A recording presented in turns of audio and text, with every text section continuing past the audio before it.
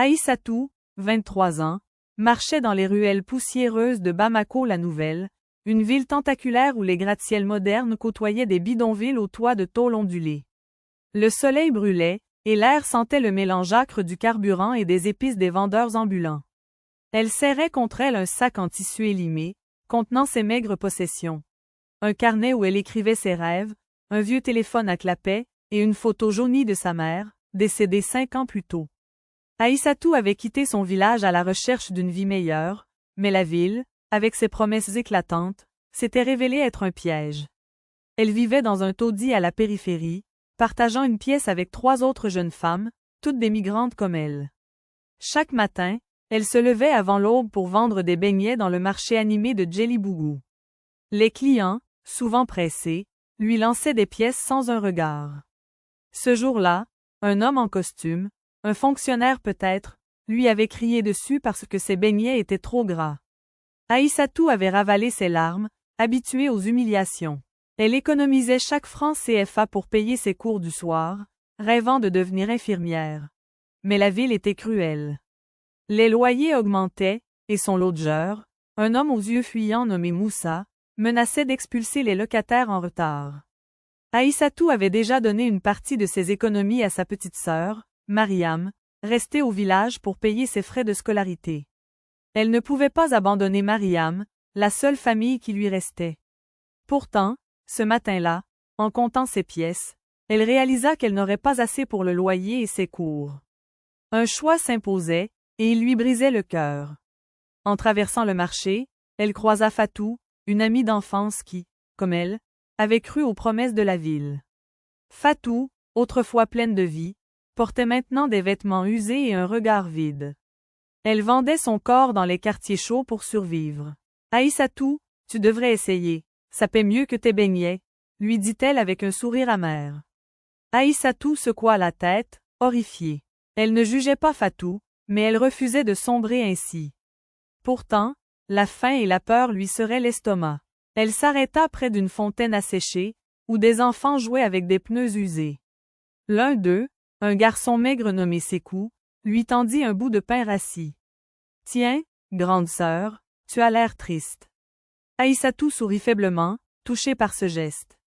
Le soir, dans sa chambre minuscule, elle ouvrit son carnet. Elle écrivit « Bamako la Nouvelle est une bête qui dévore les rêves. Mais je ne la laisserai pas m'avaler. » Elle ignorait encore que le destin, dans cette ville impitoyable, avait d'autres plans pour elle.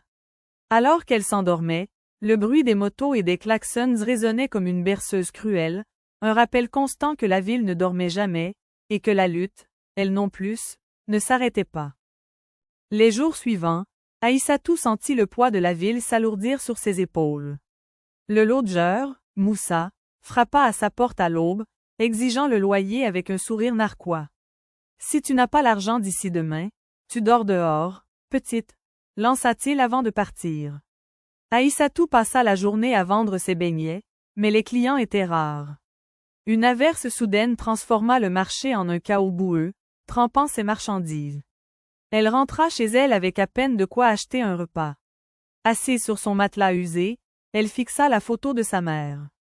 Celle-ci lui avait toujours dit « Le courage, c'est continuer même quand tout semble perdu. » Mais ce soir-là, le courage d'Aïssatou vacillait. Elle pensa à ses cours du soir, où elle apprenait les bases des soins infirmiers.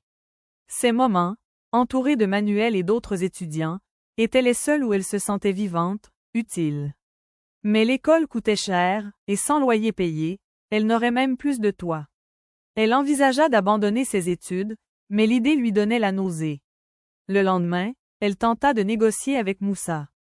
Il l'écouta à peine, occupé à compter des billets froissés. « Tu veux rester? Trouve un moyen. Les jolies filles comme toi savent comment faire, » dit-il avec un clin d'œil qui la fit frissonner.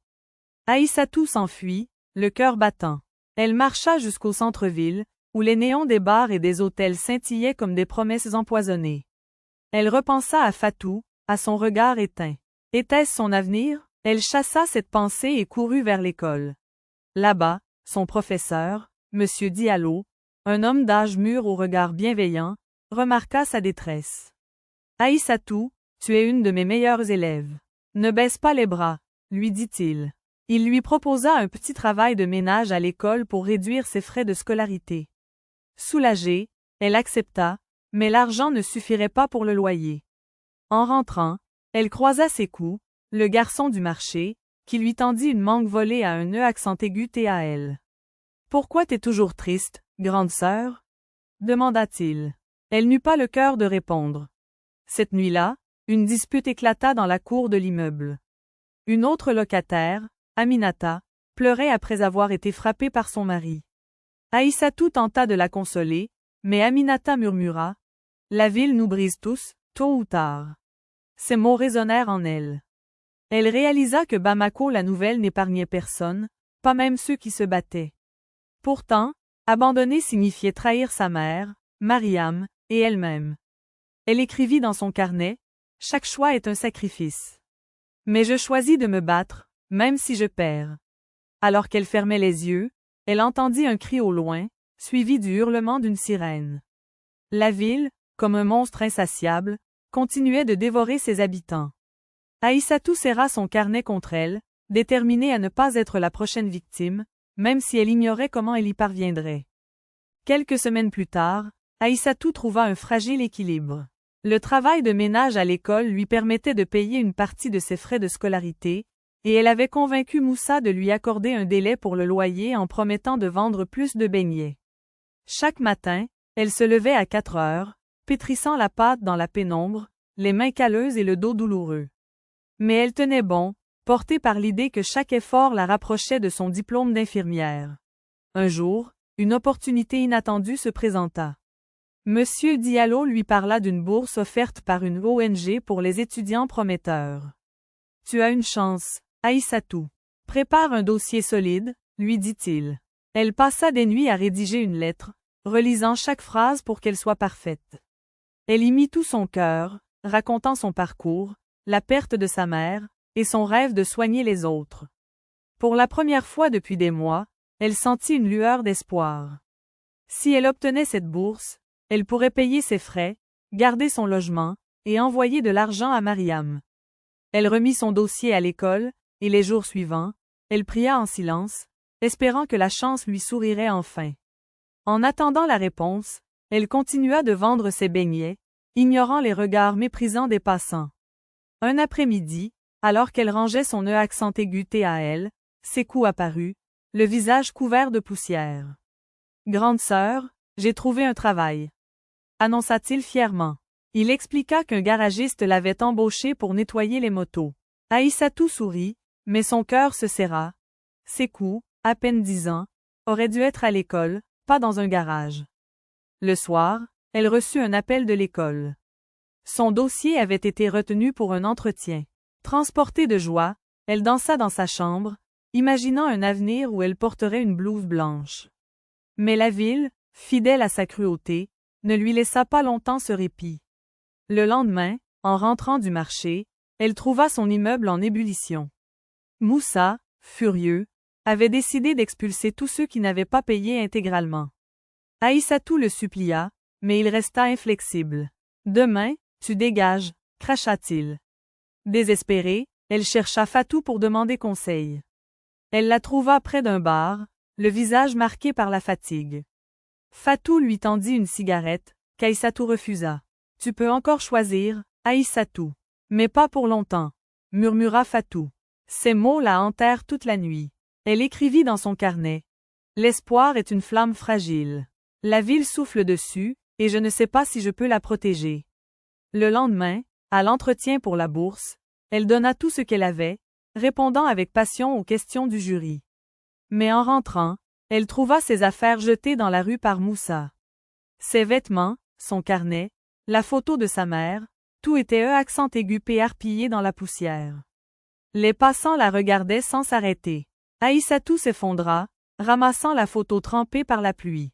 La ville avait encore frappé, et cette fois, elle craignait de ne pas se relever. La nuit tomba sur Bamako la Nouvelle, et Aïssatou, sans abri, errait dans les rues avec son sac en tissu. La photo de sa mère, abîmée par l'humidité, semblait la regarder avec pitié. Elle s'installa sous un pont où d'autres sans-abri, des silhouettes fatiguées, allumaient des feux avec des cartons. L'un d'eux, un vieil homme nommé Baba, lui offrit une couverture râpeuse. « Bienvenue dans le vrai Bamako », dit-il avec un rire triste. Aïssatou, trop épuisé pour répondre, s'enroula dans la couverture et tenta de dormir, bercé par le grondement des voitures au-dessus. Les jours suivants furent un cauchemar. Sans accent aigu à elle ni cuisine, elle ne pouvait plus vendre ses beignets. Elle survivait grâce aux restes donnés par des vendeurs compatissants et à l'eau d'une fontaine publique. Chaque matin, elle se rendait à l'école pour nettoyer, espérant toujours la bourse. Mais le désespoir la rongeait. Elle voyait son reflet dans les vitrines des magasins. Ses joues creuses, ses yeux cernés. La fille pleine de rêves qui avait quitté son village semblait avoir disparu. Un soir, elle retrouva ses coups près du garage où il travaillait. Il avait une entaille au front, infligée par le garagiste pour une erreur. « C'est rien, grande sœur, » dit-il en haussant les épaules. Aïssatou, bouleversée, le serra dans ses bras. Elle réalisa que ses coups, comme elle, étaient prisonniers de la ville. Elle lui donna les quelques pièces qu'elle avait, lui disant de manger quelque chose. Mais en le regardant s'éloigner, elle se sentit plus seule que jamais. Une semaine plus tard, un appel de l'école brisa le silence. La bourse lui avait été refusée. Une autre candidate, fille d'un notable local, avait été choisie. Monsieur Diallo, désolé, lui expliqua que la politique avait joué un rôle. Aïssatou raccrocha, les larmes coulant sur ses joues. Elle s'assit sur un trottoir, entourée par le chaos de la ville. Les klaxons, les cris, les odeurs d'essence lui donnaient le vertige. Elle ouvrit son carnet, mais pour la première fois, aucun mot ne vint. Elle le referma, vaincue. Fatou la trouva là, par hasard. Elle s'assit à côté d'elle, sans un mot, et lui tendit une bouteille d'eau.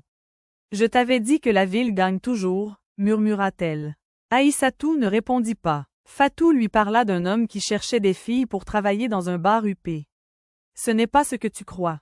Juste servir des verres. Ça paie bien. » Aïssatou, à bout de force, accepta de la suivre. Le bar, éclairé de néons roses, sentait l'alcool et le parfum bon marché. Le patron, un homme corpulent, la toisa. « T'es jolie. Commence ce soir. » Aïssatou hocha la tête, le cœur lourd. Cette nuit-là, en servant des verres à des hommes aux regards insistants, elle sentit une partie d'elle-même s'éteindre. Elle écrivit dans son carnet, d'une main tremblante, « J'ai voulu défier la ville. Mais elle m'a brisé. » Dehors, Bamako la nouvelle brillait, indifférente à sa chute. Aïssatou passa des semaines à travailler au bar, un endroit où la musique assourdissante masquait à peine les rires forcés et les conversations sordides. Chaque nuit, elle rentrait dans une chambre louée à prix d'or, partagée avec d'autres serveuses. L'argent qu'elle gagnait suffisait à peine à couvrir ses besoins, mais elle envoyait toujours une partie à Mariam, sa sœur, pour qu'elle continue l'école. C'était son dernier lien avec l'espoir, une façon de se convaincre qu'elle n'avait pas tout perdu. Pourtant, le bar était une prison dorée. Les clients, souvent ivres, la touchaient sans gêne, et le patron la pressait de « sourire plus » pour attirer les pourboires. Elle voyait Fatou s'enfoncer davantage, acceptant des extras pour survivre. Aïssatou résistait, mais la fatigue et la honte l'usaient. Elle ne lisait plus son carnet, incapable de faire signe ses propres mots. La photo de sa mère, désormais tachée, restait dans sa poche, un rappel douloureux de ce qu'elle avait promis de devenir. Un soir, elle croisa ses coups près du marché. Il était plus maigre, ses yeux éteints. Il lui confia que le garagiste le battait régulièrement. « Je veux partir, grande sœur, mais où ?» demanda-t-il. Aïssatou, impuissante, lui donna son dernier billet.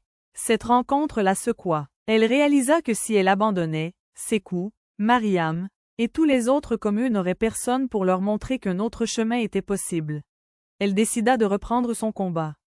Elle contacta Monsieur Diallo, qui, ému par sa détermination, lui trouva un poste de bénévole dans une clinique de quartier. Le travail était éreintant et non rémunéré, mais il lui redonnait un sens. Elle passait ses journées à nettoyer des plaies, à distribuer des médicaments, à écouter les histoires des patients. Chaque geste lui rappelait pourquoi elle avait voulu devenir infirmière. Elle économisa pour reprendre ses cours, réduisant ses heures au bar malgré les menaces du patron. Un jour, une lettre arriva du village. Mariam, sa sœur, lui annonçait qu'elle avait obtenu une bourse pour un lycée en province. « Grâce à toi, je vais réussir », écrivait-elle. Aïssatou pleura de joie, sentant pour la première fois que ses sacrifices n'avaient pas été vains. Elle retrouva ses coups et lui promit de l'aider à quitter le garage, peut-être en le confiant à une association qu'elle avait découverte à la clinique. Elle ouvrit son carnet et écrivit. La ville m'a pris beaucoup, mais pas tout. Je suis encore là, et je me battrai pour ceux que j'aime. Ce n'était pas une victoire éclatante, mais une lueur fragile, suffisante pour avancer. Bamako la nouvelle, avec ses rues impitoyables, continuait de rugir autour d'elle. Mais Aïssatou, marquée mais debout, avait appris à danser avec ses ombres. Elle savait que la lutte ne s'arrêterait jamais, mais pour la première fois, elle se sentait prête à l'affronter, non pas pour elle seule, mais pour ceux qui, comme elle, refusaient de laisser la ville gagner. Fin de la partie 1. La suite arrive bientôt. Abonne pour la suite et activez la cloche.